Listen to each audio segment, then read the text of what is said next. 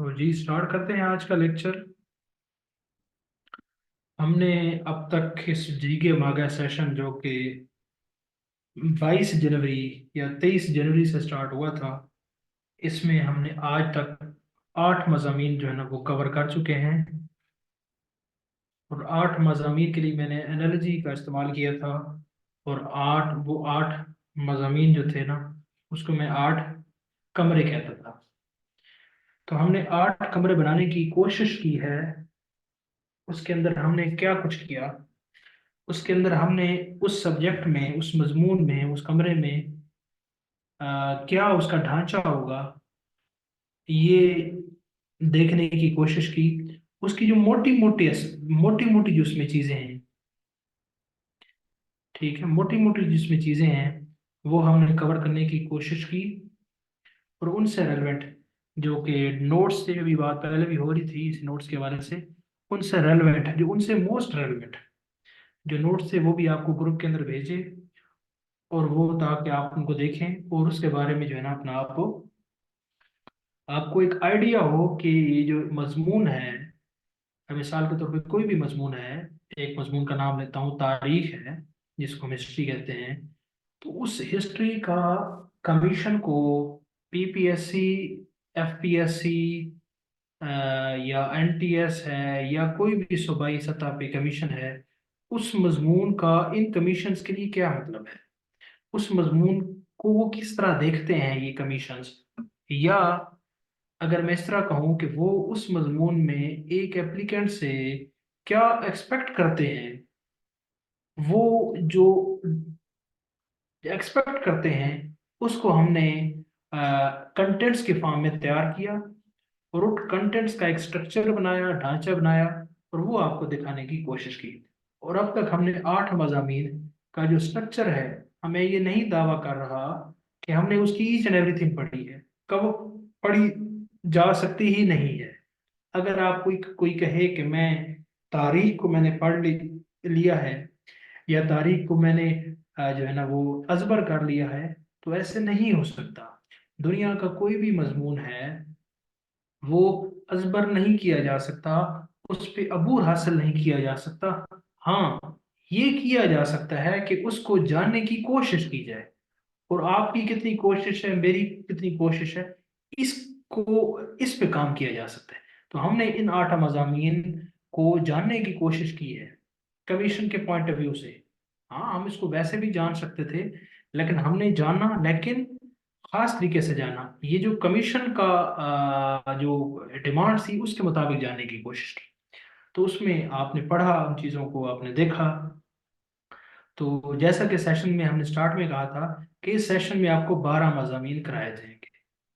तो 12 मज़ामीन वो हैं जो कि आपको पीपीएससी में भी हर जगह काम आएंगी, हर किस्म की जॉब्स के लिए। लेक्चरशिप को देख लें, एजुकेटर को देख लें, कुछ सब्जेक्ट रिलेवेंट आ जाएगी, कहीं पे भी है, आपको तमाम तरह की कमीशन की जॉब्स में हेल्पफुल होंगे। एफपीएससी में होंगे, एनटीएस में होंगे, इंटरव्यूज में होंगे, किसी और महकमे की, जिस तरह भी जूनियर पेट्रोल ऑफिसर की मोटरवे पुलिस में सीट्स आई हुई, किसी महकमे में कुछ भी सरकारी नौकरी की सीट्स आएंगी, प्राइवेट नौकरी की सीट्स आएंगी। ये 12 मजामीन आपको बहुत काम आएंगे। और ये पूरी जिंदगी में आपके काम आएंगे, पूरी जिंदगी में आपका साथ देंगे। तो इन मजामीन में हमने 8 मजामीन हमने थोड़ा बहुत पढ़ लिए थे, ज्यादा तो नहीं कह सकते, लेकिन थोड़ा बहुत पढ़ लिए थे। जो 4 मजामीन हैं वो रिमेनिंग हैं, उसको हम इंशाल्लाह, जो हमारा कमिंग मंथ है, जो हमारा फोर्थ मंथ अभी जारी है, इस मंथ में हम इंशाल्लाह वो जो 4 मजामीन हैं उनको कवर करने की पूरी कोशिश करेंगे। तो आज जो मजमून हमने स्टार्ट करना है, उसकी मैं आपको स्ट्रक्चर बताता हूँ वो क्या है, उसकी पब्लिक सर्विस कमीशन में अहमियत क्या है, तो वो मैं आपको बताता हूँ। तो गैस करें जी, आज कौन सा मजमून शुरू होने वाला है, आपसे गैस करवा लेते हैं, फिर हम स्टार्ट करते हैं। जल्दी से क्विकली गैस करें। हाँ जी, आज कौन सा मजमून शुरू होने वाला है।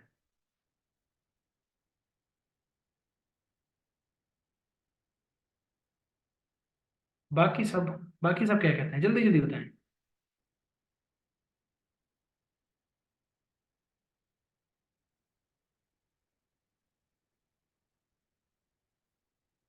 हिंट दे कोई, ऐसे हिंट देते हैं आपको, चलें थोड़ा सा सस्पेंस क्रिएट करते हैं। हिंट ये है कि वो सब्जेक्ट ऐसा है जो माजी में उसकी अहमियत थी, लेकिन हाल में उसकी अहमियत ज्यादा हो गई है और मुस्तकबिल में उसकी अहमियत बहुत ज्यादा है।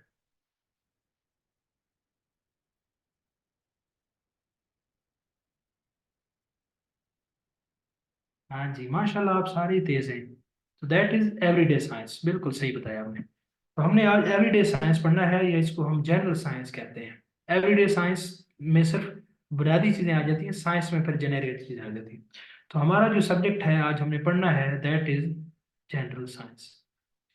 अब जो जनरल साइंस है इसका क्या मतलब, इसको सबसे पहले तो हमें थोड़ा सा समझने की कोशिश करनी होगी कि जनरल साइंस को हम कहते क्या है, और इसमें से क्या तवक्कुआत हैं पब्लिक सर्विस कमीशन को आपसे या मुझसे। तो जनरल साइंस का मतलब ये होता है कि ऐसी साइंस जो जनरल हो। जनरल का मतलब ये होता है जिसको आप कहते हैं जिसका इतलाक जिंदगी के हर शोबे पे हो। ठीक है, वो जनरल साइंस होती है। यानी आपको यहाँ पे जनरल साइंस कहा है, यहाँ पे आपको स्पेसिफिक साइंस नहीं कहा। स्पेसिफिक साइंस एक खास पर्टिकुलर फील्ड में जाके आपने साइंस को देखते हैं। जनरल साइंस वो है जो ओवरऑल एक साइंस की तारीफ है। और आपने जो पहली क्लास से लेकर 8वीं क्लास तक जो किताब पढ़ी थी साइंस की, उसका नाम जनरल साइंस था। वो तमाम एस्पेक्ट्स को डील करती थी। उसमें उसमें केमिकल रिएक्शन भी होते थे, उसमें जो ना बॉडी के मामलात भी होते थे, उसमें एनवायरनमेंट के मामलात भी होते थे, उसमें मोशंस के मामलात भी होते थे, उसमें डिफरेंट टाइप्स के जितने भी साइंस के एस्पेक्ट्स हैं, उसमें फल्कियात भी होती थी, उसमें ज़मीन को भी हम देखते थे। तो तमाम एस्पेक्ट्स को हम सरसरी तौर पे देखते थे। और हमने पहली क्लास से 8वीं क्लास तक जो कुछ पढ़ा, जो साइंस पढ़ी, हम उसको जनरल साइंस कहते हैं। फिर हम क्या किया, जब हम 9वीं और 10वीं में चले गए, तो फिर हमने क्या किया, उस जनरल साइंस को हमने क्या कर दिया, हमने स्पेसिफाई कर दिया।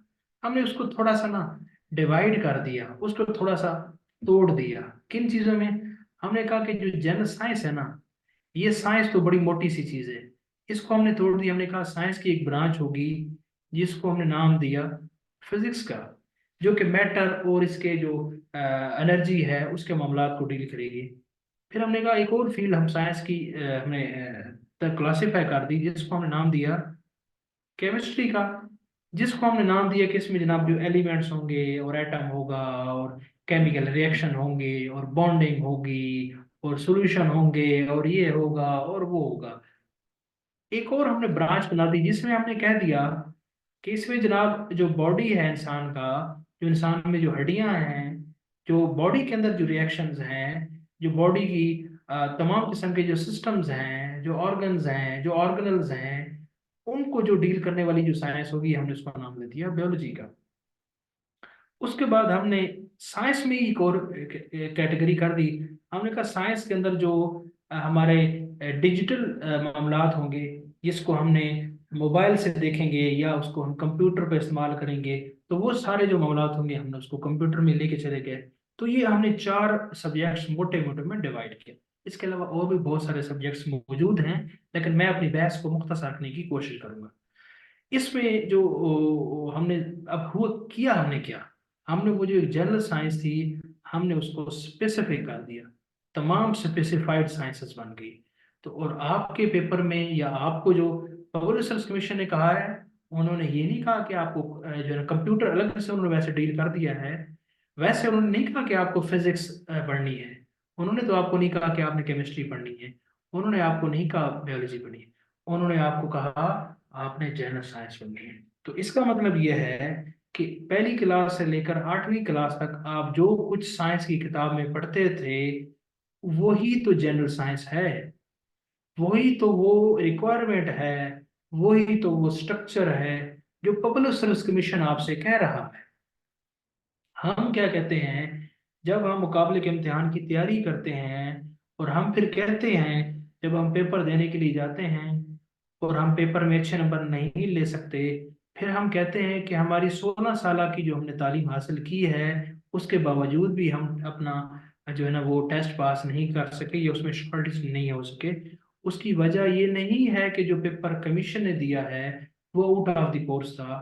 उसकी वजह ये है कि हमने अपनी 16 साल जो जमातें हैं उनको हमने ये समझ रखा है कि 16 साल जमातें असल में 12 से 16 तक की जमातें हैं, जो हमारा जो बिलीफ है, जो कि दर हकीकत दुरुस्त नहीं है।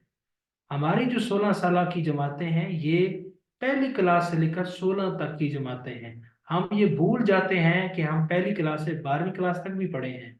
हम कहते हैं कि हमने केमिस्ट्री में एमए कर लिया है, तो इसका मतलब मैंने तो बीएस 4 साल किया है, तो मैं सिर्फ बीएस की किताबें केमिस्ट्री को पढ़ूंगा या पढ़ूंगी।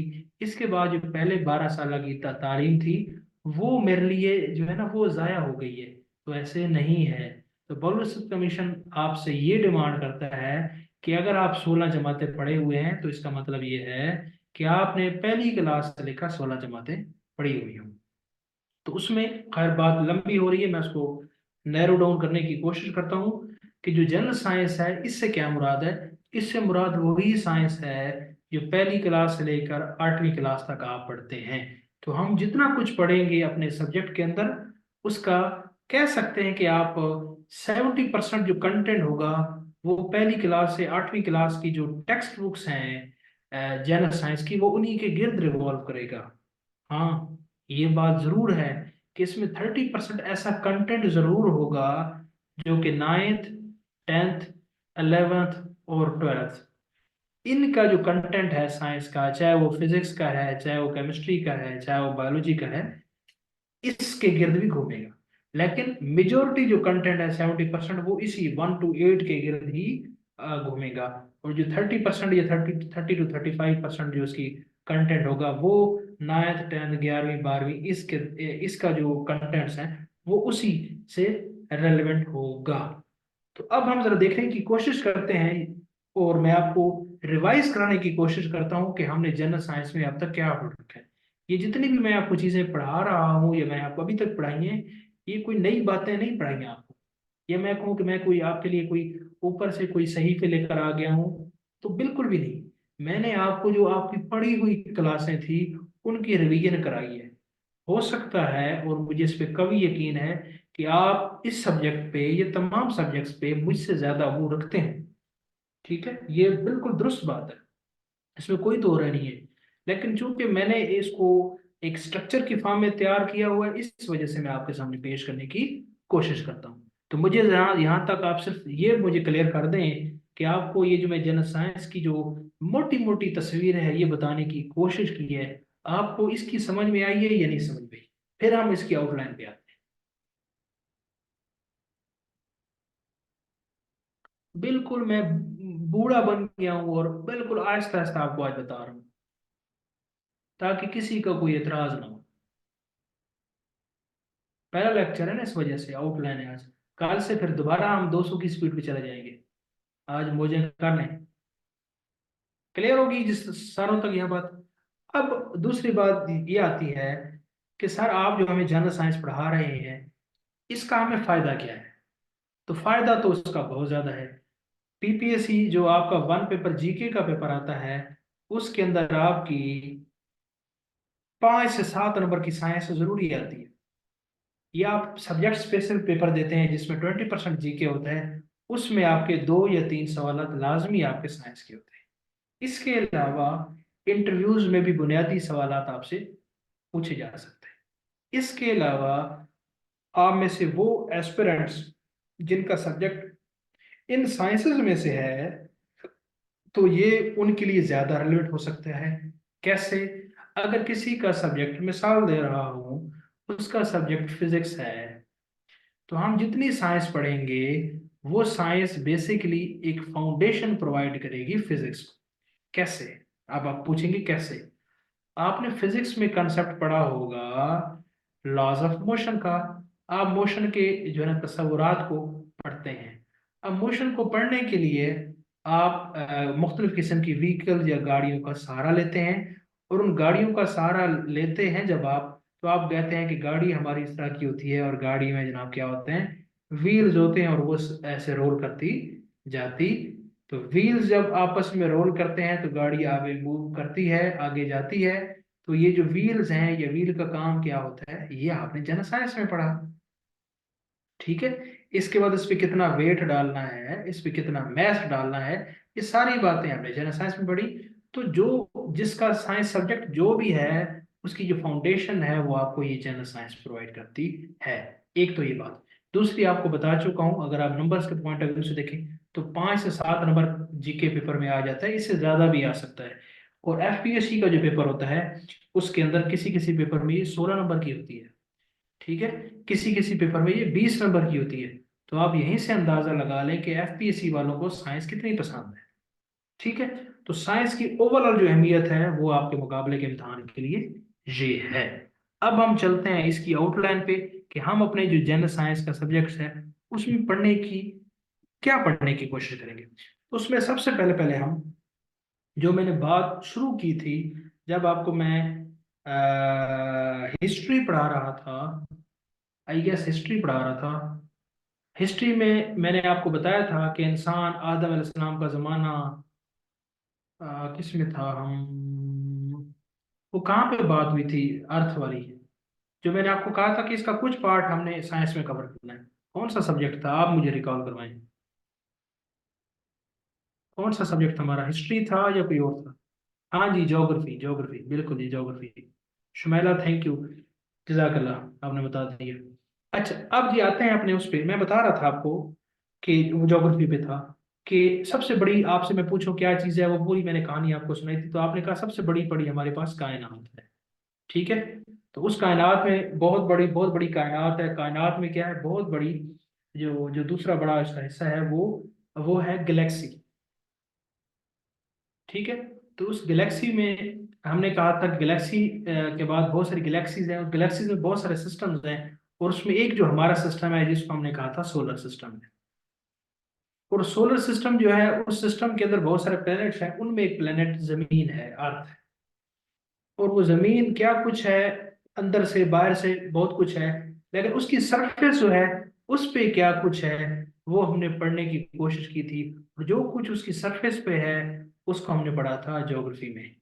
और मैंने आपसे ये बात वहीं पे ही अर्ज की थी कि इंसान का सफर यहाँ से शुरू हुआ था और यहाँ तक हम आए थे, तो इसका ये वाला जो पार्ट रह गया था, ये मैं आपको लीव कर रहा हूँ, और ये आप जनरल साइंस में पढ़ेंगे।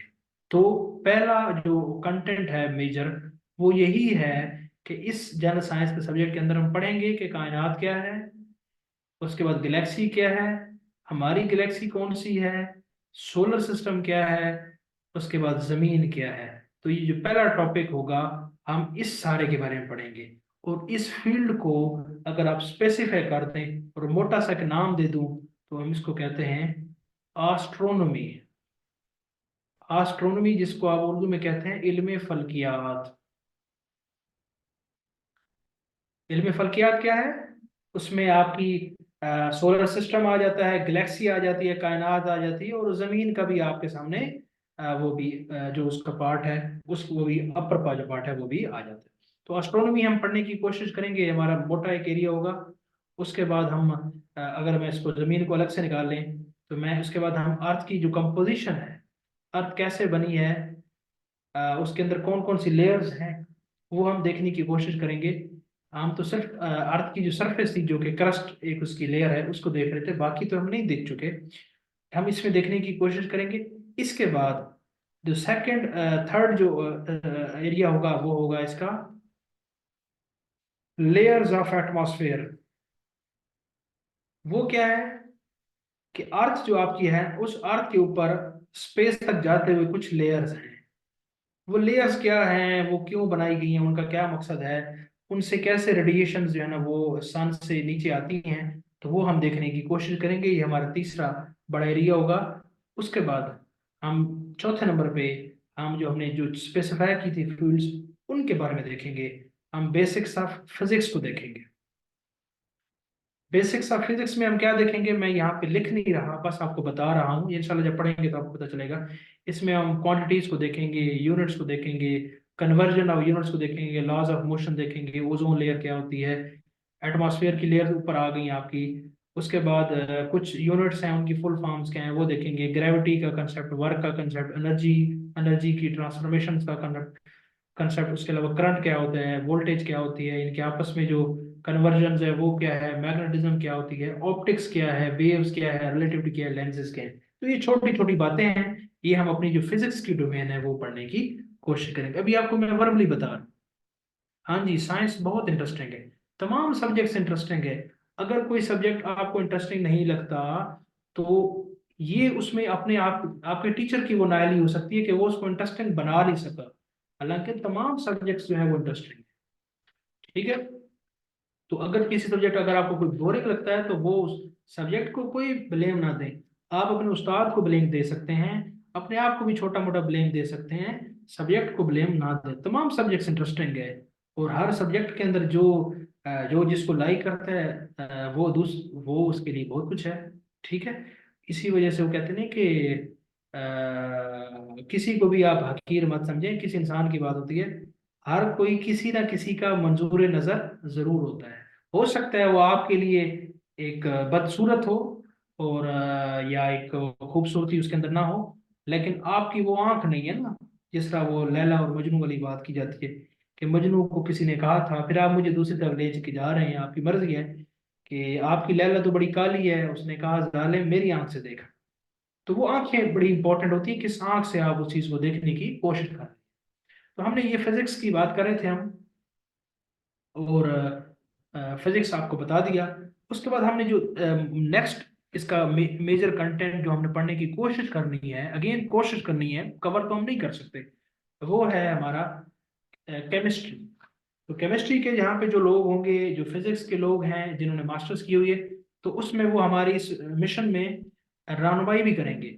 अगर मैं कहीं पे कोई चीज़ गलत बता दूं तो उन्होंने मेरी करेक्शन करनी है। ठीक है। क्योंकि उन्होंने मास्टर्स किया है, मैंने तो मास्टर्स नहीं किया केमिस्ट्री में। तो डेफिनेटली उनका नॉलेज केमिस्ट्री में या बायोलॉजी में या जो सा भी सब्जेक्ट है, तो मुझसे वो फार अहेड होगा। तो उनको चाहिए कि वो यहाँ पे करेक्शन कर दें। तो उसमें हम क्या पढ़ेंगे केमिस्ट्री के अंदर? केमिस्ट्री में हम उसके बाद जनाब केमिस्ट्री को हम उसमें हम सबसे पहले देखेंगे एटम क्या होता है। ठीक है। बता रहा हूँ अगेन, पीरियोडिक टेबल क्या है, बॉन्डिंग क्या होती है, रिएक्शंस क्या है, स्टेट्स ऑफ मैटर क्या होती है, ट्रांसफर ऑफ हीट्स के मोड क्या है, ऑक्सीडेशन क्या होती है, रिडक्शन क्या होती है, वैलेंसी क्या है, रेडियो एक्टिविटी क्या है। उसके बाद एसिड्स क्या है, बेसिस क्या है, पीएच क्या होती है, गैसेस के कौन से लॉज हैं, मेटल क्या है, नॉन मेटल क्या है। अब ये हो सकता है आपके ये बातें जो केमिस्ट्री के लोग नहीं है उनके लिए ये अजीब अजीब नाम हो। ठीक है। गाजर मूली और सब्जियों के नाम उनको लग रहे हो, लेकिन जो केमिस्ट्री वाले हैं वो इनको समझ रहे होंगे। उसके बाद नेक्स्ट जो हमारा एरिया होगा वो होगा बेसिक्स ऑफ बायोलॉजी। तो बायोलॉजी वाला अगर कोई है या बॉटनी वाला कोई है तो वो भी मायूस या परेशान ना हो, उसका सब्जेक्ट किया गया। तो बायोलॉजी में हम क्या पढ़ने की कोशिश करेंगे? हम देखेंगे कि सेल क्या होता है, प्लांट्स क्या है, एनिमल्स क्या है, किंगडम्स क्या होते हैं, ह्यूमन सिस्टम क्या है, इंसान के अंदर कौन कौन से सिस्टम ऑपरेट करते हैं, डीएनए, आरएनए, डिजीज मेजर कौन कौन सी हैं, विटामिन क्या होते हैं, मिनरल्स क्या होते हैं, बायोलॉजी की मेजर मेजर ब्रांचेस कौन सी हैं, और जो डॉक्टर्स हैं डिफरेंट बीमारियों के या डिफरेंट स्पेशलिस्ट के उनका नाम क्या है, ब्लड क्या होता है, ब्लड सेल्स कौन से हैं, वेन्स क्या होती हैं, कैपिलरीज क्या होती हैं, आर्टरीज क्या होती हैं, एनवायरमेंट क्या होता है। इसको हम मोटी मोटी चीजों को देखने की कोशिश करेंगे। ये हमारा पांचवा बड़ा मोटा एरिया। जो सिक्स एरिया है जिस पे हम काम करने की कोशिश करेंगे वो है इन्वेंशन एंड डिस्कवरीज। ये क्या है जी? इसके अंदर हम जनाब जो मोटी मोटी साइंस के अंदर इन्वेंशन हुई हैं, कब हुई हैं, किसने की है, उसके अंदर क्या उसका इम्पैक्ट पड़ा है लाइफ के ऊपर, आज जो आपके सामने इतनी मॉडर्न टेक्नोलॉजी साइंस की फॉर्म में नजर आती है, तो क्या ऐसे ही था या इसके पीछे एक बहुत बड़ी एक स्ट्रगल है साइंसदानों की। तो उसको भी हम थोड़ा सा देखेंगे ताकि हम उनको ट्रिब्यूट पेश करें जिन्होंने इस कार्य खैर में हिस्सा डाला। उसके बाद डिफरेंट किस्म की जो ब्रांचेस ऑफ साइंस हैं वो भी हम देखने की कोशिश करेंगे। तो ये बहुत बड़ा सब्जेक्ट है। ये मोटी मोटी मैंने 6 इसके पिलर्स आपको बताए हैं। तो हम कोशिश करेंगे कि लिमिटेड टाइम में इसको मैक्सिमम जितना कवर करने की कोशिश कर सकते हैं वो हम कवर अप करें। तो अभी आप मुझे जरा ये बताइएगा कि ये जो मैंने आपके सामने पूरी आउटलाइन बताई है ये सब आपको क्लियर हो गई है? हाँ जी, बताइए जरा।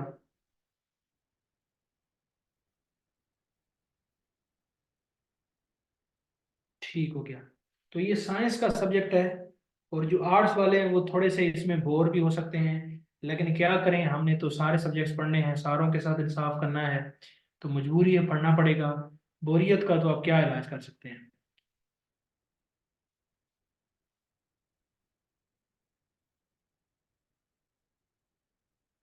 हाँ जी, जो साइंस वाले हैं वो इसको एंजॉय करेंगे।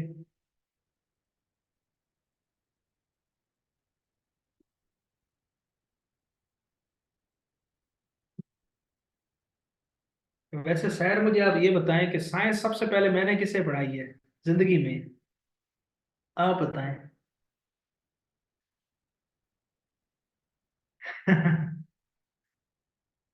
हाँ जी, किस क्लास में और कब। ठीक हो गया, चलिए अच्छी बात है। तो कितनी पुरानी है वो, मुझे है ना वो याद आ जाएंगी चीजें। ठीक हो गया जी।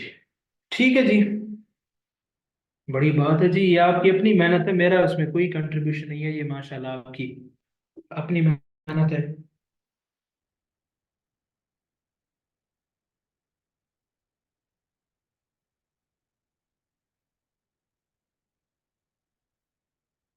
हाँ जी बिल्कुल। तो चले, उस वक्त ना मालूम थे, अब तो मालूम हो गया ना आपको।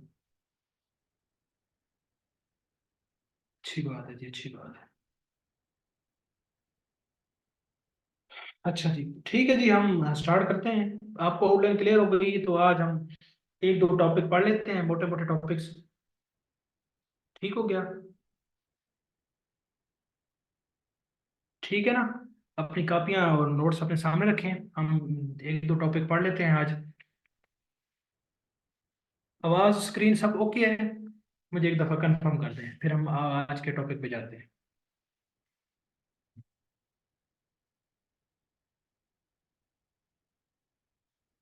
ठीक हो गया।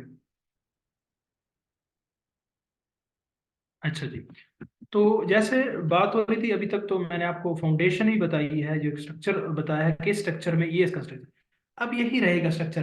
हाँ, इसमें कुछ बातें मैं क्या पता कवर करूं या ना करूं, ठीक है, मिस हो सकती हैं, लेकिन आपने जब कभी पढ़ना है इसको तो ऐसे ही पढ़ना है, इसके अंदर ये जितने भी मोटे मोटे एरियाज हैं ये आपने लाजमी इसको देखना है, और आपने ये लाजमी जो है ना इसको जरूर पढ़ना है। ठीक हो गया, तो हम स्टार्ट करते हैं जी।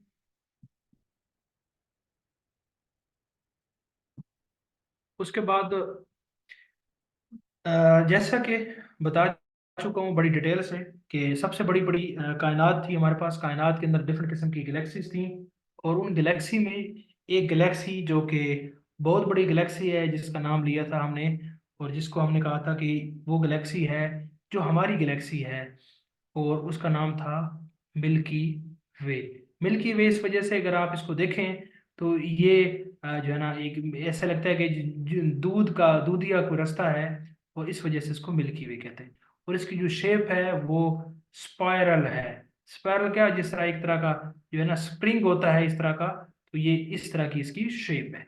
तो ये मिल्की वे गैलेक्सी है। इसके अलावा ट्रिलियंस ऑफ गैलेक्सीज मौजूद हैं दुनिया के अंदर, जो कि हमारा कंसर्न नहीं है, हम उसके बारे में पढ़ने की कोशिश भी नहीं करेंगे। हमारी सिर्फ आपको ये पता हो कि अब आपकी गैलेक्सी क्या है, उसकी शेप क्या है, बस, इसके अलावा कोई नहीं। उस गैलेक्सीज के अंदर डिफरेंट किस्म के सिस्टम्स होते हैं। एक सिस्टम जो है ना वो हमारे पास सिस्टम है जिसको हम कहते हैं, जो हमारा कंसर्न है, जिसको हम कहते हैं सोलर सिस्टम। सोलर सिस्टम क्या है, ये ऐसा सिस्टम है जिसके अंदर एक प्लेनेट है जिसको हम सन कहते हैं, और सन के गिर्द जनाब बहुत सारे प्लैनेट्स हैं, सियारे हैं जो चक्कर लगा रहे हैं, चक्कर लगा रहे हैं। ये सोलर, हम इस सारे को क्या कहते हैं, हम इस सारे को सोलर सिस्टम कहते हैं। तो ये जो सोलर सिस्टम है, ये आपको पता ये होना चाहिए कि ये कब कितना अरसा पहले ये चीज डिस्कवर हुई है। तो आपको ये पता होना चाहिए कि जो कायनात है, ये जो कायनात है, ये आज से, अब इसके बारे में वही अगेन कोई एग्जैक्ट 100% कोई भी बात दुरुस्त नहीं है कि कब ये डिस्कवर हुई है, लेकिन इसके बारे में क्या साराइयाँ मौजूद हैं, और जो क्या साराई हैं मैं उनकी बात ही करूंगा। कि जो कायनात है ये 13.8 billion years ago, 13.8 billion years ago, यानी कि 13.8 साल पहले, 13.8 बिलियन साल पहले ये कायनात वजूद में आई है। अगर आपको बिलियन का नहीं पता तो आपको ये पता होना चाहिए कि जो मिलियन होता है वो 10⁻⁶ होता है, और जो बिलियन होता है वो 10⁻⁹ होता है, और जो ट्रिलियन होता है वो 10⁻12 होता है। और ये क्या होते हैं, अगर आपको समझ में नहीं आ रही तो कोई मसला नहीं है, हम इसको इंशाल्लाह मैथ का जो हमारा सब्जेक्ट होगा उसमें कवर करने की कोशिश करेंगे। तो मैं बता रहा था आपको कि जो कायनात है वो 13.8 बिलियन ईयर्स अगो क्या हुआ है ना, एक तख्लीक हुई है, वजूद में आई है। इसके बारे में डिफरेंट किस्म की कहानियां मौजूद हैं।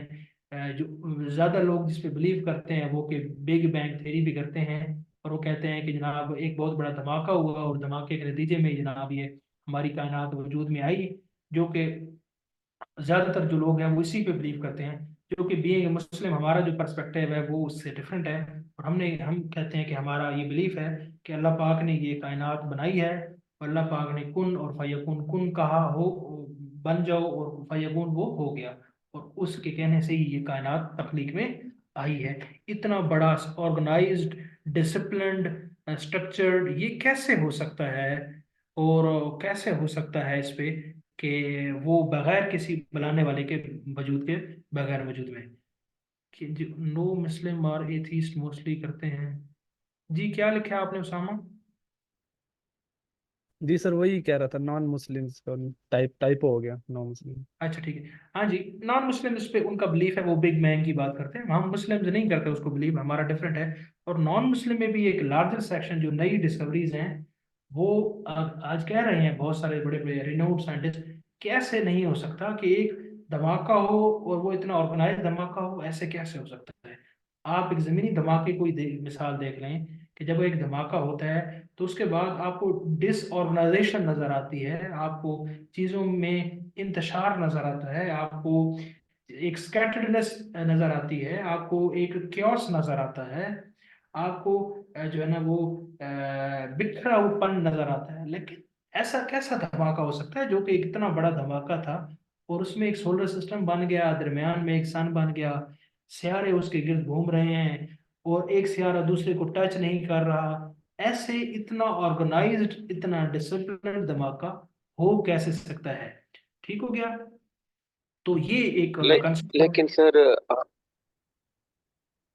जी जी। सर ये तो कुरान पाक में है कि कौन फयकून मतलब अल्लाह ताला ने कौन कहा और वो चीज पानी गई। तो सर जैसे ही सर उन कुल फयकून का मतलब तब्दील है, आता तो एक माइंड में थोड़ी थोड़ी बात के यार कुछ तो धमाका वगैरह हुआ होगा जितनी तो ज्यादा चीज पानी गई को। नहीं वो तो ठीक है, हम भी वो करते हैं, हम कहते हैं इसी तरह का कोई इंसिडेंट हुआ होगा, लेकिन उसके पीछे मोटिव डिफरेंट है ना। वो कहते हैं खुद ब खुद ऐसे हुआ, वो एक सिंगुलरिटी थी, वो डेंसिटी का कोई कंसेप्ट लगाते हैं और इस तरीके से होगा, जो कि सेल्फ जनरेटिंग वो कहते हैं फिर। हम तो ऐसे नहीं कहते ना, हम कहते हैं सेल्फ जनरेटिंग कुछ नहीं था। हाँ वो धमाका ये कुछ भी हुआ होगा, बट उसके पीछे जो स्टिमुलस था दैट वाज ऑलमाइटी अल्लाह, हमारा ये बिलीफ है। ठीक हो गया जी। अब हाँ जी, बस इस पे मजीद नहीं है, अब इस पे बहस हम नहीं पढ़ते, जो भी है आप बुनियादी तारुफ इसका देखें। अच्छा, ये हो गया बिग बैंग थ्योरी के वजूद में जनाब, ये हम आ गए, उसके बाद मिल्की वे पे आ गए, मिल्की वे में सोलर सिस्टम पे आ गए, और जो ये जो कायनात थी ये 13.8 बिलियन ईयर्स अगो जो है ना वो वजूद में आई है। और सोलर सिस्टम के बारे में ये क्या सारा ये मौजूद है कि ये सोलर सिस्टम है, ये 4.6 बिलियन ईयर्स अगो वजूद में आया है। तो इसका मतलब ये कि कायनात बहुत पहले वजूद में आ गई थी, सोलर सिस्टम बाद में वजूद में आया है। अब ये देखना पड़ेगा कि ये सोलर सिस्टम है क्या, हम इसको जानने की जनाब कोशिश करते हैं। तो ये आपको यहाँ तक तो हो गई बात क्लियर है। अब आपको इसमें और भी बहुत सारे छोटे छोटे पॉइंट्स मौजूद हैं, अगर आप उनको कवर करना चाहते हैं डिफरेंट किस्म के नोट्स से मिल जाएंगे आपको, उनको कर लें। नहीं तो जितना बताया जा रहा है इतना अगर आप कर लें तो ये काफी है। अब सोलर सिस्टम का मतलब क्या है, इसको जरा हम जानने की कोशिश करते हैं। तो सोलर सिस्टम क्या है, जैसे ये सोलर सिस्टम नाम से जाहिर है, सोलर सिस्टम यानी कि सन से ये रिलेवेंट है। एक प्लेनेट है जिसको हम कहते हैं सन, याद रखिएगा। जो सन है इस प्लेनेट, इसको हम कहते हैं स्टार। स्टार क्या होता है? स्टार की अपनी रोशनी होती है, याद रखिएगा, अपनी रोशनी होती है। इसको कहते हैं सितारा। सूरज एक सितारा है, ठीक है, दहकता आग का एक सितारा है। और उसके जो गिर्द घूमने वाले हैं उनको हम कहते हैं प्लैनेट्स, जिनको हम कहते हैं सियारे, जिनकी अपनी रोशनी नहीं है, बल्कि ये जो सूरज की रोशनी है उस पे ही इसका रिलायंस है। तो सन है, सन के गिर्द क्या है, डिफरेंट किस्म के ऐसे रास्ते हैं जिन पे जनाब क्या कर रहे हैं, डिफरेंट किस्म के जो है ना वो हेवनली बॉडीज, बहुत बड़े बड़े बॉडीज मूव कर रही है। तो एक ऑर्बिट है, उसमें एक जो है ना वो बॉडी है। तो पहला एक ऑर्बिट है जिसमें एक बॉडी है, फिर दूसरा एक ऑर्बिट है उसमें एक बॉडी है, फिर एक तीसरा ऑर्बिट है उसमें एक बॉडी है, ठीक है। फिर ऐसे चौथा ऑर्बिट है जिसपे एक बॉडी है, ठीक है। उसके बाद पांचवा ऑर्बिट है उसमें एक बॉडी है। ये यहाँ तो मैंने क्रॉस कर दिया, क्रॉस नहीं हो रहा, इसके अलग अलग रास्ते हैं। इस तरह छठा भी एक है, सातवां भी है, आठवां भी है। इस तरह के जो 8 ऑर्बिट्स हैं, और 8 ऑर्बिट्स में एक एक हेवनली बॉडी, एक एक बड़ा बॉडी गर्दिश कर रहा है सूरज के गिर्द। और ये जिन रास्तों पे ये गर्दिश कर रहा है इनको हम कहते हैं ऑर्बिट्स, ठीक है। और ये मुतय्यन है, इनका सन से जो डिस्टेंस है वो ना कम होता है ना ज्यादा होता है, और अपनी एक खास रफ्तार, ना इनकी रफ्तार कम होती है ना ज्यादा, और उसी रफ्तार से ये हरकत कर रही है। और कुरान पाक में भी इसके बारे में बड़ा डिटेल से है कि अपने अपने जो है ना वो मदार में घूम रहे हैं, और किसको क्या मजाल कि एक जो है ना वो सूरज को जा छुए या एक दूसरे को जाके छुए, मगर जब तक अल्लाह ना चाहे। तो अल्लाह ना चाहे तो ये नहीं हो सकता। तो कैटेगोरिकली इसकी जो ऑर्बिट्स हैं उनका बारे में भी बता दिया गया। अब जो पहला प्लैनेट घूमता है उसका नाम है मरकरी। जो दूसरे ऑर्बिट में घूमने वाला है उसका नाम है वीनस। उसके बाद मार्स, उसके बाद जुपिटर, उसके बाद सैटर्न, उसके बाद यूरेनस, उसके बाद नेपच्यून, इसके बाद एक और है प्लूटो या प्लूटो। अब प्लूटो भी एक प्लेनेट था, किसी जमाने में था, ये इसको काउंट किया जाता था। लेकिन उसके बाद क्या हुआ कि प्लूटो को 2009 में जो इनकी एक कोई एस्ट्रोनॉमी की मीटिंग थी या जो भी था, क्योंकि ये काफी ज्यादा सन से दूर था तो इसको उन्होंने एलिमिनेट कर दिया। और अब जो है ना प्लूटो को एक प्लेनेट कंसिडर नहीं किया जाता। तो अब मरकरी 1 2 3 4 5 6 7, ठीक है। हाँ, इसमें अर्थ हमारा रह गया। मैं वीनस के बाद तीसरे नंबर पे अर्थ आता है हमारा, यहाँ पे मैंने वो छोड़ दिया, ठीक है। तो ये 8 बनते हैं आपके, 1 2 3 4 5 6 7 और 8। 8 प्लैनेट्स आपके जो है ना, 8 प्लैनेट्स, पहले 9 थे, एक प्लूटो था उसको निकाल दिया गया। 8 प्लैनेट्स और एक सन को मिला के ये सारा कुछ जो बनता है, हम इसको क्या कहते हैं, हम इसको सोलर सिस्टम कहते हैं। हम इसको जो है ना शमसी निज़ाम कहते हैं, शमसी निज़ाम। अब हम इसको जरा देखते हैं। अब आपको इसके बारे में क्या पता होना चाहिए, आपको सन के बारे में कुछ बुनियादी मोटी मोटी बातों का पता होना चाहिए। इन प्लैनेट्स के बारे में कुछ फैक्ट्स हैं। फैक्ट्स का मतलब इनके बारे में कुछ रट्टे वाली चीजें हैं, ये इनके बारे में खास इनके अपने स्पेसिफिक एट्रीब्यूट्स हैं, वो आपको पता होने चाहिए कि इसके अंदर क्या खास बात है, इसके अंदर खास बात है, इसके अंदर क्या खास बात है। तो वो मैं आपको बताता हूँ। तो एक तो आपको पता चल गया कि सोलर सिस्टम में 8 प्लैनेट्स हैं, उसमें जो सन है वो स्टार है, और बाकी सारे क्या है, प्लैनेट्स हैं, ठीक है। ये बात याद रखिएगा। अब जो सन है इसके बारे में थोड़ा सा देख रहे हैं। जो सन है ये आग का गोला है, और इसमें बहुत ज्यादा एक जो है ना वो टेम्परेचर है। इसकी सरफेस पे जो टेम्परेचर है वो काफी ज्यादा है, फिर इसके जो कोर है अंदर, तो अंदर जाके बहुत ज्यादा, इससे भी ज्यादा टेम्परेचर है। टेम्परेचर कितना है ये आपका कंसर्न नहीं है, आप ये समझ लें कि इसका हैवी टेम्परेचर है। और इसके अंदर न्यूक्लियर रिएक्शंस हो रहा है, हम उसको कहते हैं न्यूक्लियर फ्यूजन रिएक्शंस, ठीक है। फ्यूजन रिएक्शन ये खास किस्म का रिएक्शन होता है जिसमें दो न्यूक्लियाई आपस में मिलते हैं, और एक एक और न्यूक्लियर बनता है, और इसमें से बड़ी ज्यादा एक एनर्जी जो है ना वो निकलती है। तो फ्यूजन रिएक्शन इसके अंदर हो रहे हैं, और इसमें हाइड्रोजन और हीलियम, हाइड्रोजन और हीलियम, ये याद कीजिएगा। हाइड्रोजन और हीलियम जो है ना इन दोनों से मिलके फ्यूजन रिएक्शन इसमें हो रहे हैं, और जिसकी वजह से इमेंसिव और एनॉर्मस किस्म की जो हीट है वो निकल रही है, और हीट वो आगे भी प्लैनेट तक भी पहुंच रही है। तो पहला जो प्लैनेट है उसका हमने नाम लिया, उसका नाम क्या है, मरकरी। और जो कि ये करीब है, तो ये आप देख लें तो इसका जो ऑर्बिट है वो सबसे छोटा है। तो शॉर्टेस्ट जो ऑर्बिट है वो मरकरी का है। इसके अलावा मरकरी जो है ना वो सबसे करीब करीब जो सन के जो करीब करीब प्लेनेट है वो भी मरकरी है। ठीक हो गया। ये बातें आपने सारी नोट करनी है क्योंकि ये आपसे पूछ लेंगे। ठीक हो गया। और उसके बाद जो इसमें इम्पोर्टेंट बात है वो ये है कि इसके ऊपर कोई लोग नहीं रहते। ये जितने भी प्लैनेट्स हैं, 8 के 8 प्लैनेट्स, इसमें सिर्फ जमीन के ऊपर इंसान रहते हैं, जमीन के ऊपर। इसके अलावा किसी प्लैनेट के ऊपर जो है ना जिंदगी का वजूद नहीं है। सबसे कोल्डेस्ट कैसे हो सकता है मरकरी? आप रबानी बताएं, सन के इतना करीब और कोल्डेस्ट कैसे हो सकता है? ये तो लॉजिकली भी ठीक नहीं है ना। वैसे तो चलें छोड़े, कोल्डेस्ट कैसे हो सकता है ये मरकरी? ये तो इतना करीब है, इतने करीब तो नहीं हो सकता ना। देखते हैं इसके बारे में जो फैक्ट्स हैं। अभी एक दफा मुकम्मल मुझे कर लेते हैं, फिर आप उसमें इनपुट दीजिएगा। नहीं नहीं, कोल्डेस्ट नहीं है, इसको करेक्ट करना है रबानी, कोल्डेस्ट नहीं है। कोल्डेस्ट जो आएगा मैं आपको बताऊंगा। तो इसके बाद ये सबसे पहले मरकरी है। मरकरी के बारे में आपको मैंने बता दिया कि ये इसका सबसे कम जो है ना वो ऑर्बिट है, और सबसे जो है ना जल्दी ये जमीन के गिर्द जो है ना वो चक्कर मुकम्मल करता है। ठीक हो गया। अब ये इसके कितने चक्कर डेज में करता है वो भी मैं देख लेता हूँ कितने हैं, तो भी आपको एग्जैक्ट बता दूं। उसके बाद जो दूसरा हमारे पास प्लेनेट है उसका नाम है वीनस। वीनस के बारे में क्या आपको पता होना चाहिए? वीनस जो है ना इसको अर्थ का, इसके बाद अर्थ आता है यानी जमीन आती है। अब वीनस को अर्थ का ट्विन प्लैनेट्स भी कहते हैं।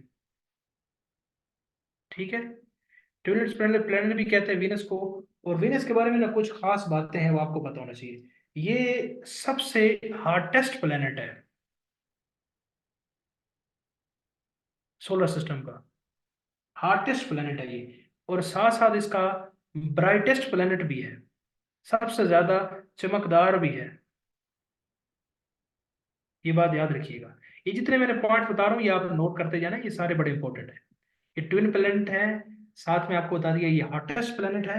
हाँ, हालांकि मरकरी करीब है लेकिन इसको हॉटेस्ट होना चाहिए, लेकिन ये हॉटेस्ट है। ठीक है, और सबसे हॉटेस्ट है ये। उसके बाद ब्राइटेस्ट भी है, सबसे ज्यादा चमकदार भी है। ठीक है, इसके बाद इसको मॉर्निंग प्लैनेट भी कहते हैं, इसको इवनिंग प्लैनेट भी कहते हैं। उसकी वजह ये कि ये वाहिद प्लैनेट है जिसको आप जमीन से खड़े होकर टेलीस्कोप के जरिए आप देख सकते हैं। ठीक है, तो मॉर्निंग मॉर्निंग में भी आप देख सकते हैं, इवनिंग में भी देख सकते हैं। उसको मॉर्निंग प्लैनेट भी कहते हैं, इवनिंग प्लैनेट भी कहते हैं। और आप इसको अर्थ से विजिबल भी है, और हॉटेस्ट भी है, ब्राइटेस्ट भी है। ये सारे पक्के पक्के रटे हैं जो कि आपने रटने हैं, और आपसे ये पेपर में पूछ लिया जाता है। इसके बाद जनाब इसके बारे में जो आपको पता होना चाहिए कि अ, बस इसके बारे में यही पता हो आपको। ठीक है, ट्विन प्लैनेट भी कहते हैं इसको, सिस्टर प्लैनेट भी कहते हैं इसको, सिस्टर प्लैनेट भी कहते हैं, सिस्टर प्लैनेट ऑफ अर्थ। उसके बाद अर्थ है जो कि हमारी जमीन है। ठीक है, और जमीन है, इसका डिस्टेंस जो सन से है ये आपको पता होना चाहिए।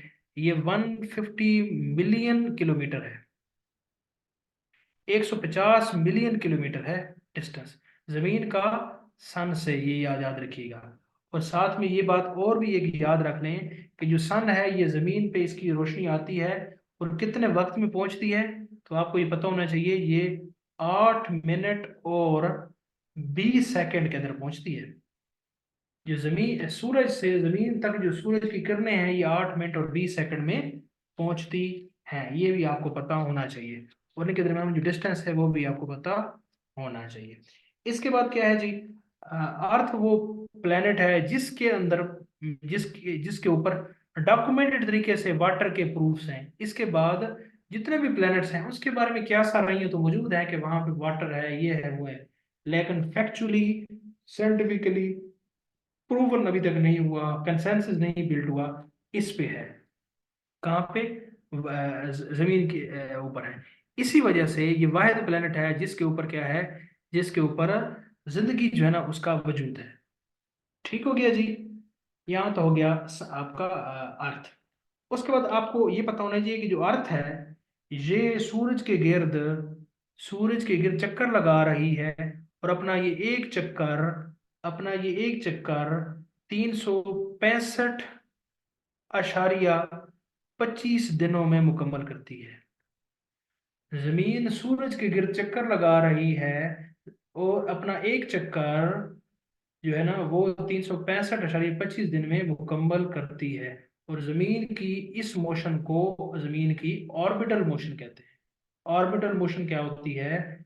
ऑर्बिटल मोशन वो मोशन होती है किसी भी ऑब्जेक्ट की जब कोई एक ऑब्जेक्ट किसी दूसरे ऑब्जेक्ट को मरकज मानकर उसके गिर्द घूमे, उसको हम कहते हैं ऑर्बिटल मोशन। गोल दायरे में जो हरकत होती है, और ये ऑर्बिटल मोशन है। और अपना ये ऑर्बिटल मोशन कर रहा है और एक चक्कर मुकम्मल, यानी कि अब यहाँ से ऐसे शुरू हुआ, ऐसे घूमता घूमता घूमता यहाँ पे पहुंच गया, तो एक चक्कर मुकम्मल करने में 365.25 दिन लगाता है।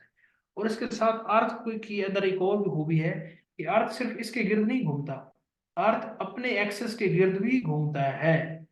उसको अपने एक्स के गिर्द किसी भी ऑब्जेक्ट को घूमने का जो फिनोमेनन होता है उसको हम कहते हैं spin motion. Spin motion. Earth अपने एक्सिस के गिर्द भी घूमती है और सन के गिर्द भी घूमती है। सन के गिर्द घूमने को हम ऑर्बिटल मोशन कहते हैं, अपने एक्सिस के गिर्द घूमने को हम स्पिन मोशन कहते हैं। ये बात हो गई क्लियर। अब ये पता चल गया आपको कि ऑर्बिटल मोशन क्या है, कि सन के गिर्द एक चक्कर में 365.25 दिन में मुकम्मल करती है। इसी तरह अपने एक्सिस के गिर्द जो चक्कर है वो आपको पता होना चाहिए, वो ये आपकी 23 घंटे 56 मिनट, क्या था ये 30, एग्जैक्ट एग्जैक्ट मैं आपको देख के बता दूं। आप रफली देख रहे हैं कि अपने जो एक्सेस के गिर्द जो है ना ये 24 घंटे में एक चक्कर मुकम्मल करती है, 24 आवर्स में। एग्जैक्ट थोड़ा सा ऐसे चेंज है, मैं आपको देख के बता देता हूँ। तो अर्थ क्या है, अपने एक्सेस के गिर्द जो घूमती है वो आपका 24 घंटे में अपना एक चक्कर मुकम्मल करती है। ये आपको पता चल गया? हाँ जी, वो एग्जैक्ट इसका है 23 घंटे 56 मिनट और 4 सेकंड। एग्जैक्ट ही है, हम उसको रफली 24 घंटे लेते हैं।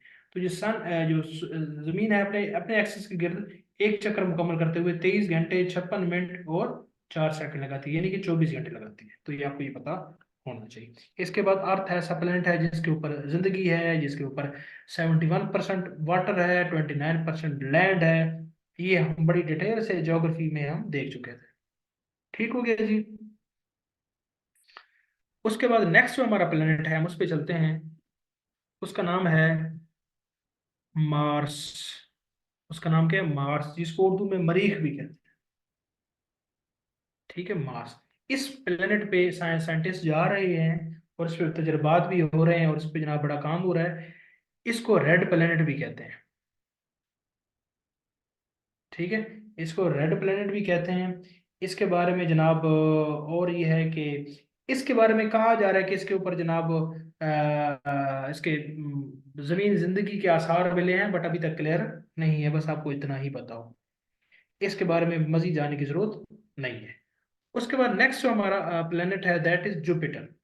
जुपिटर क्या है? जुपिटर सोलर सिस्टम का बिगेस्ट प्लेनेट है। बिगेस्ट प्लेनेट है, नंबर 1। नंबर 2, फास्टेस्ट रोटेटिंग है। सबसे ज्यादा जल्दी चक्कर यही मुकम्मल करते हैं, फास्टेस्ट रोटेटिंग है। ठीक हो गया जी। इसके बाद जो जुपिटर है, सबसे ज्यादा जो मून है ना, जो चांद है, वो भी इसी के हैं। और वो कितने हैं? 67 है। ये डिफरेंट सोर्सेज पे आपको डिफरेंट मिलेंगे, लेकिन अभी आप 67 ही जहन में रख लें। इसके बारे में कोई कंफ्यूजन नहीं, कोई आंसर नहीं है। उसके बाद जो नेक्स्ट हमारे पास प्लेनेट है उसका नाम है सैटर्न। सैटर्न क्या है जी? इसको रिंग प्लेनेट भी कहते हैं। आप अगर इसको सोलर सिस्टम में देखें ना तो इसके गिर्द ऐसे जो रिंग्स भी बने हुए हैं। ठीक है, इसको रिंग प्लेनेट इसी वजह से कहते हैं। इसके बाद जनाब इसके भी काफी ज्यादा प्लैनेट्स हैं, मून्स हैं। इसके 62 मून्स हैं। ना पता हो, आपको पता हो सबसे ज्यादा किसके हैं, तो वो जुपिटर के। उसके बाद जनाब ये आपको पता चल गया। इसके बाद मजीद जो है ना इसके बारे में, सैटर्न के बारे में जानने की आपको कोई जरूरत नहीं है। आगे जी हम देखते हैं यूरेनस। जो यूरेनस है इसको क्या कहते हैं जनाब? ये काफी दूर है, उसकी वजह से सबसे ज्यादा दूर है, ठीक है, किससे, आपका इससे काफी ज्यादा दूर है, किससे, आपके सन से। इसके बारे में इसके इम्पोर्टेंट बात क्या है, कोई खास इम्पोर्टेंट बात नहीं है, बस इतना ही पता यूरेनस है। उसके बाद है नेपच्यून। नेपच्यून क्या है जी, नेपच्यून फारदेस्ट प्लेनेट है। फारदेस्ट का मतलब ये होता है कि सबसे दूर तरीन है, तो आपको वो तो देख के पता चल ही गया था कि ये फारदेस्ट है। फारदेस्ट है। उसके बाद ये जनाब कोल्डेस्ट भी है।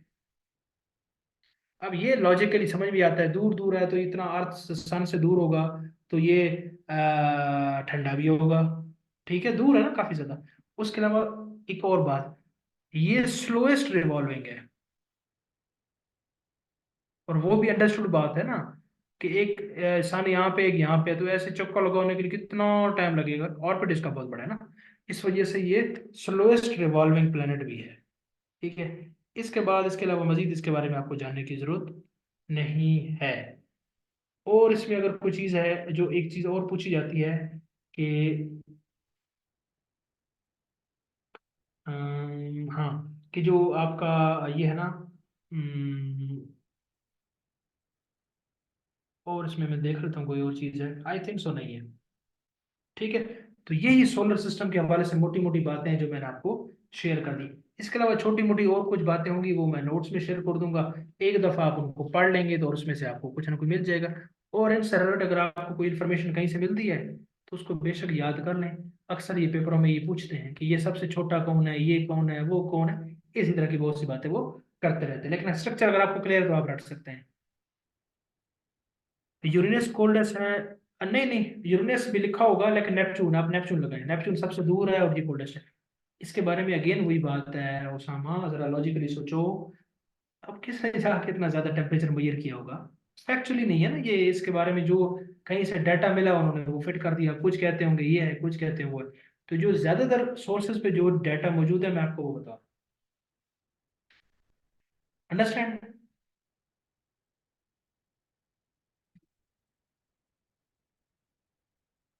उसामा समझ में आई ये बात ही या नहीं समझ में आई?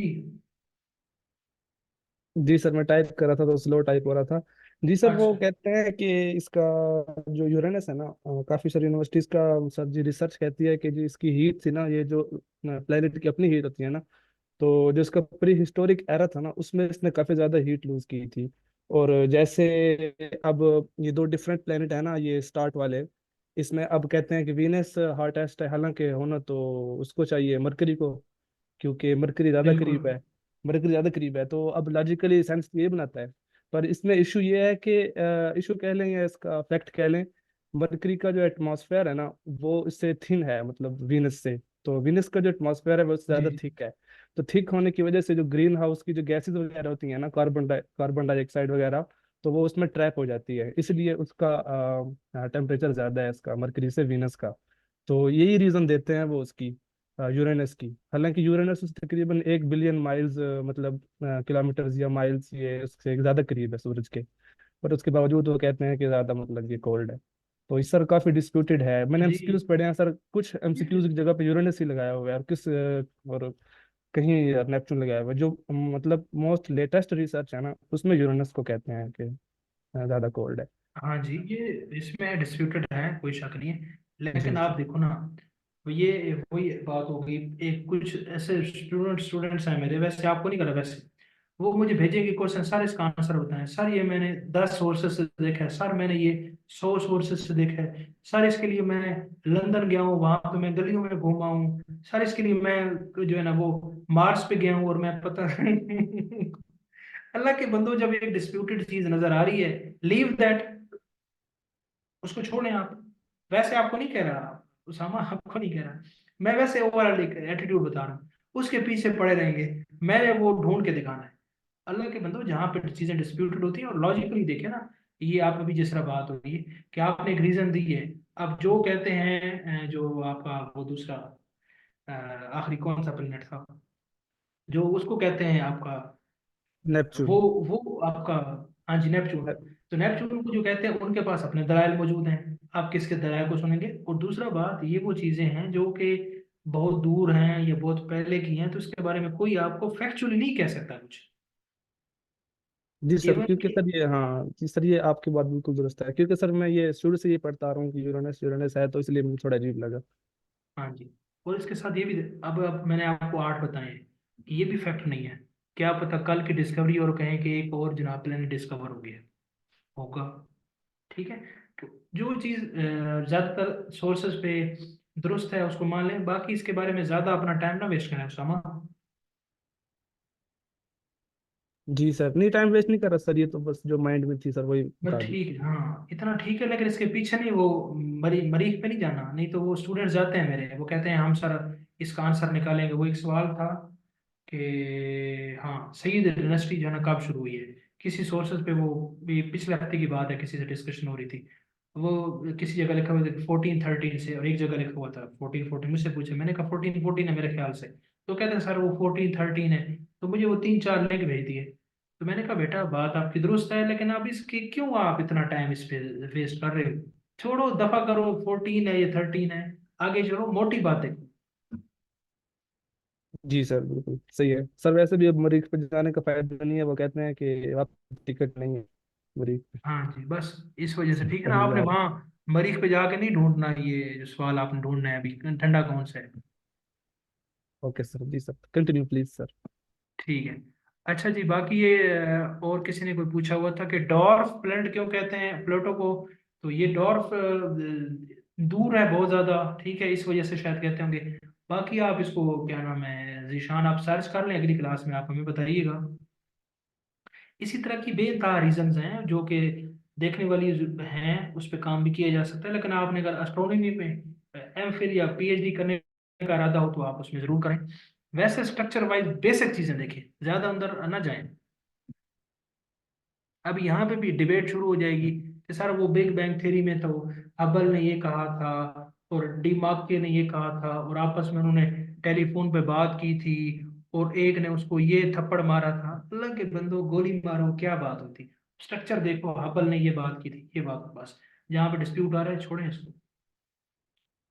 मेरी बात ये समझ में आ रही है, ये सारी बात का मकसद ये है कि जो चीज़ें डिस्प्यूटेड आपको लगती हैं, डिफरेंट सोर्सेस है ना, उस पर टाइम ना ज़ाया किया करें, और चीज़ें पढ़ें, जो चीज़ें मौजूद हैं फैक्चुअली प्रूवन है वो आप बात करें।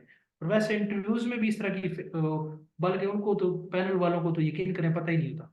उनको इतना पता होता है कि एक सोलर सिस्टम है, कोई 8 प्लैनेट्स हैं, बस। कभी आपसे इस तरह की कोई बात नहीं पूछेगा।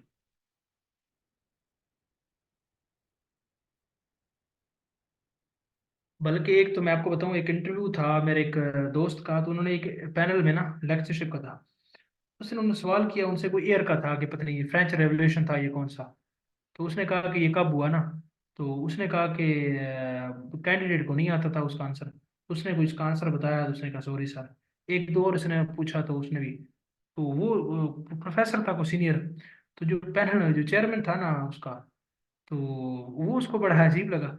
वो कहते सर आप क्या रबिश सवाल पूछ रहे हैं बच्चे से, अब ये कोई सवाल है पूछने के। तो ये नहीं, उससे भी वो अनावे होते हैं, क्योंकि वो एक्सपेक्ट नहीं करते आपसे कि आप नहीं एक एक ईयर आपको पता हो या ना हो। तो बात ही क्लियर हुई है, हम काफी ज्यादा डेविएट हो गए अपने टॉपिक से।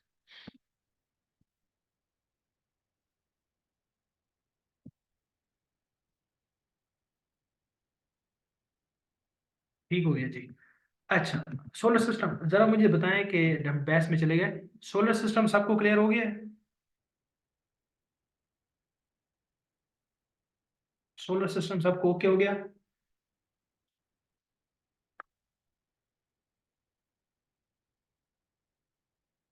सब बताएं। जी जी सर, कुछ पूछना है आपने? सर वो एक टॉपिक क्वेश्चन एक दफा आपने बताया था ये कि दिन और रात किस वजह से बनते हैं और मौसम किस वजह से बनते हैं। तो ये थोड़ा सा इसी मोशन के बारे में था ना, तो मुझे वो थोड़ा मिक्स हो रहा था, वो भी इसी अच्छा, से रिलेटेड। मैं बता देता हूँ, वो बिल्कुल आपने अच्छा पॉइंट आउट किया है, वो चीज़ बताने वाली है, वो मैं बता देता हूँ। वो ये है कि ये बात आप सारे इसमें से ना इसी से रिलेटेड है, वो बात नोट कर लें कि जिस तरह मैंने आपसे बात की कि जो आपका ये जो ज़मीन है, ये आपका जो ये जो ज़मीन है ये सन के गिर्द घूमती है, ठीक है, ऐसे ऐसे करके। तो ये जो अपनी स्पिन मोशन है, इस स्पिन मोशन की वजह से जो चीज़ में तब्दीली आती है वो होता है आपका दिन और रात। ऑब्वियस सी बात है, अभी ये जमीन यहाँ पे है और यहाँ पे सूरज की रोशनी ऐसे पड़ रही है, सूरज तो नहीं खत्म हो रहा है, या उसकी रोशनी तो बंद नहीं हो रही, वो तो एक बल्ब है, वो जल रहा है। अभी इस एरिया पे सूरज की रोशनी पड़ रही है तो यहाँ ये रोशन है, तो इसका मतलब यहाँ पे दिन है, और ये दूसरी साइड है, यहाँ पे क्या है, रात। अब ये घूम के दूसरी साइड इधर आ जाएगी, इधर चलेगी। अब यहाँ पे दिन हो जाएगा, यहाँ पे रात हो जाएगी। तो जो दिन रात होती है ये अर्थ की स्पिन मोशन की वजह से होती है, ये आपको बताना चाहिए। इसी तरह ये जो जमीन है ये ऐसे चक्कर लगाती है, ऑर्बिटल मोशन। तो ऑर्बिटल मोशन की वजह से जमीन के सीजन्स तब्दील होते हैं, सीजन्स तब्दील होते हैं, मौसमों में तब्दीली आती है। ठीक है। और आमतौर पर इस तरह है कि आपका ये सन है ना, और ये जमीन का जो है ऑर्बिट है ना, वो ऐसे है, पेजवी शक्ल का है। ठीक है, सर्कल की तरह नहीं है। अब जमीन जब यहाँ पहुंचती है, यहाँ पहुंचती है, यहाँ पहुंचती है, तो जब इसका जो फासला, जब डिस्टेंस कम होता है ना, उस वक्त जो जमीन पे जो वेदर होता है ना, वो क्या होता है, विंटर। विंटर का उस वक्त विंटर होता है, यानी उस वक्त ठंड होती है।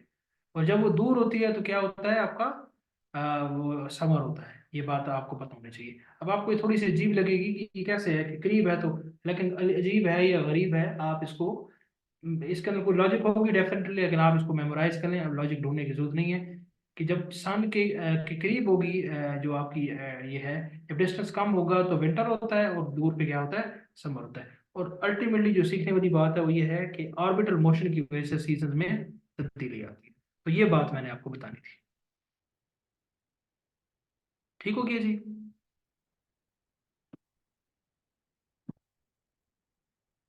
ठीक हो गया जी। उसके बाद आगे चलते हैं जी, ये बात हो गई क्लियर। और उसके बाद हम नेक्स्ट टॉपिक पे चलते हैं।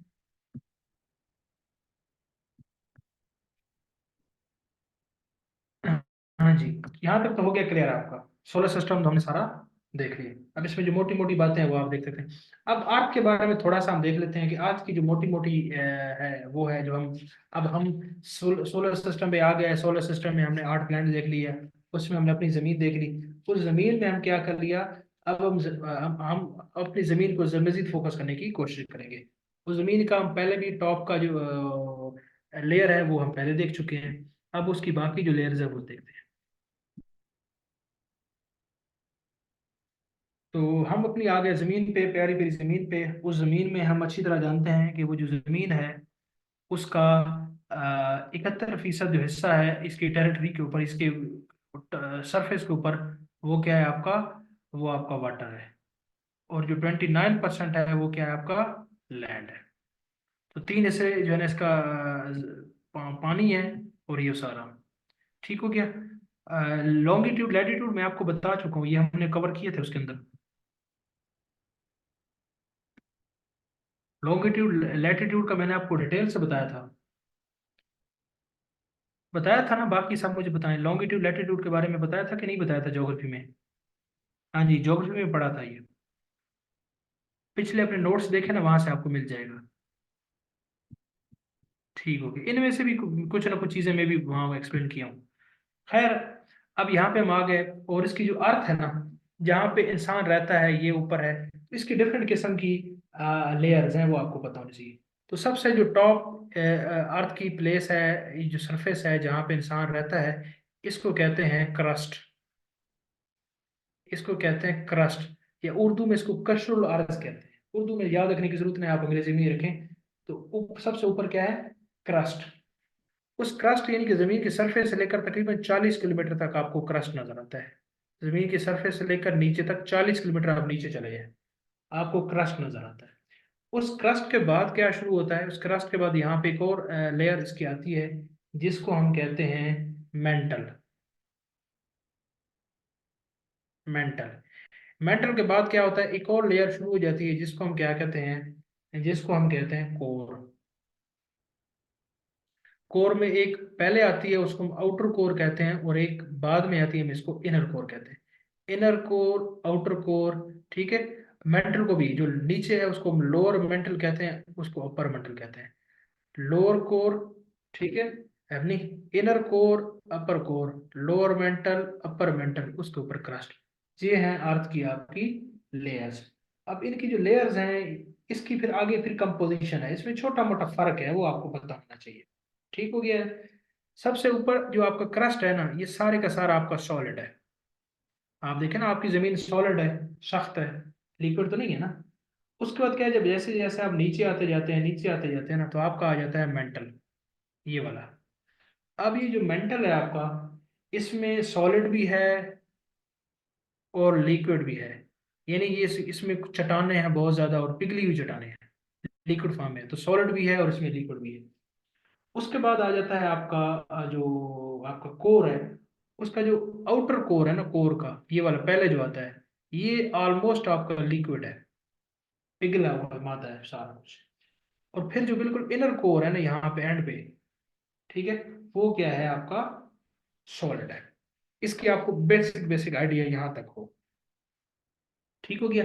फिर इसमें डिफरेंट किस्म की रॉक्स हैं, डिफरेंट किस्म की इसमें चट्टानें हैं, मेटल्स हैं, कंपोजिशन इसकी डिफरेंट है।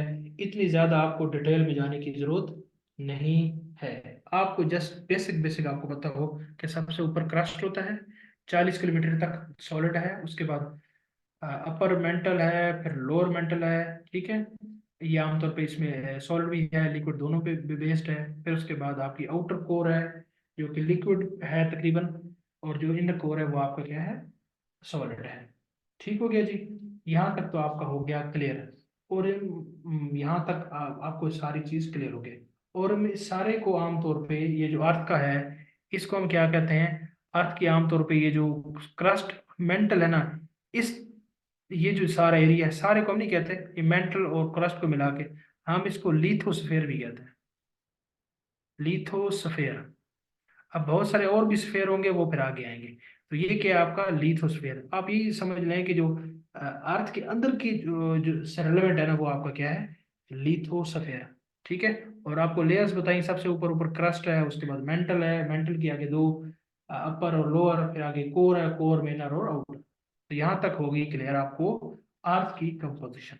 तो जरा मुझे यहाँ तक ये बता दें कि आपको अर्थ की कंपोजिशन ओके हो गई है कि नहीं ओके हो गई। फिर इसमें डिफरेंट किस्म की रॉक्स की भी डिटेल है, उसमें जाने की जरूरत नहीं है आपको। हाँ जी, जरा बताइए जी। ओके हो गया जी, ठीक हो गया। तो हमने क्या किया, हमने कायनात से जो तस्वर लिया था, वो हम जो सोलर सिस्टम पे आए थे, गैलेक्सी पे आए थे, अर्थ पे आए थे, उसके बाद हमने अर्थ की जो कंपोजिशन है वो देख ली।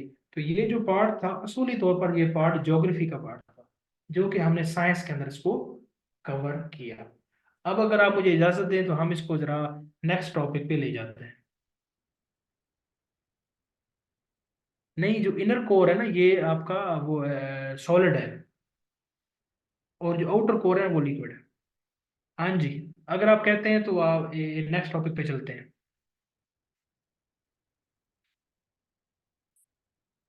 क्या ख्याल है।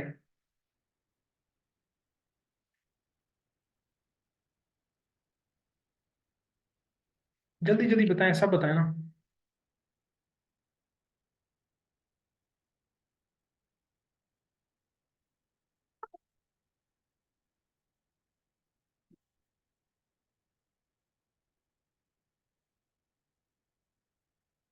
तो आज आपको पिक्चर बन गई साइंस में हम क्या पढ़ने वाले हैं। इंशाल्लाह हम कल से जरा स्पीड पकड़ेंगे और काम को खींच कर रखेंगे।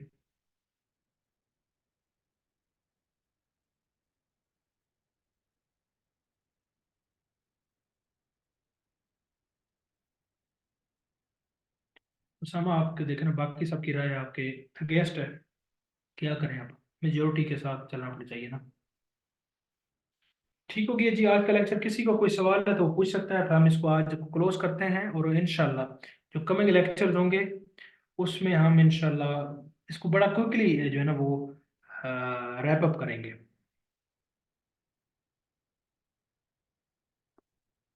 हाँ जी, बोर तो नहीं हो गया साइंस में। ये ना हो कि थक गए हो कि ये सर क्या साइंस लेकर आ रहे हैं, हम तो आर्ट्स में खुश थे। अस्सलाम वालेकुम सर। जी वालेकुम सलाम। सर लिथोस्फेयर क्रस्ट है मेंटल से जो बना हुआ है उसको हम लिथोस्फेयर कहते हैं। जी सर लिथोस्फेयर क्रस्ट और मेंटल के दो लेयर को हम लिथोस्फेयर कहते हैं, इस तरह से है। हाँ जी, अर्थ के अंदर का ये सफेयर है, अर्थ के अंदर जो है ना, उसमें फिर आ जाता है इसमें इसमें फिर दूसरी लेयर्स भी कुछ जगह पे शामिल कर लेते हैं वो, लेकिन आप इसको इतना ही याद रखें कि जो लिथोस्फीयर है ये अर्थ के अंदर की कंपोजिशन है, यानी जमीन के अंदर का मामला है। Okay okay sir, thank you sir. हाँ जी। कुछ जगहों पे सोर्सेज पे आपको पूरी पूरी लैंड की इंटरनल कंपोजिशन भी लिथोस्फीयर में नजर आएगी। हाँ जी, ओके हो गया जी, किसी का कोई सवाल है तो बताएं।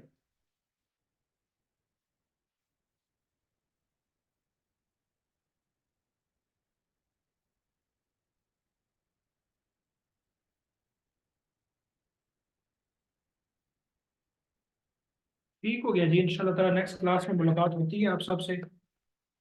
और वही बात के नोट्स अपने आप बना रहे हैं अच्छे अच्छे, इनको पढ़ेंगे तो आपको फायदा होगा, नहीं पढ़ेंगे तो मेरा इसमें कोई नुकसान नहीं है। ठीक है, नुकसान है आपका। जो मैंने करना था जिंदगी में, जो हमें नौकरी लेनी थी, वो मुझे अल्लाह का शुक्र है बहुत अच्छी मिल गई है। ठीक है, अब आप कोशिश करेंगे तो आपको फायदा होगा, नहीं करेंगे तो मेरा कोई नुकसान नहीं है। नुकसान किसका है? आपका है। काम करेंगे, बहुत अच्छी बात है, नहीं करेंगे तो फिर क्या कह सकते हैं, कोई जोर जबरदस्ती तो है कोई नहीं। हाँ,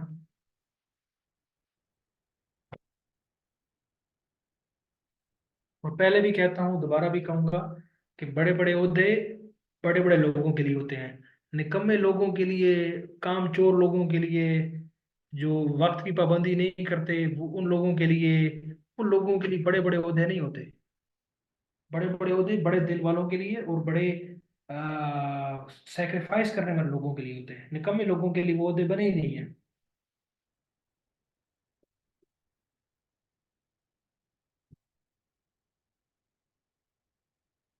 ओके हो गया जी, इंशाल्लाह नेक्स्ट क्लास में मुलाकात होती है। दुआ में याद रखिएगा, खुश रहें, आबाद रहें।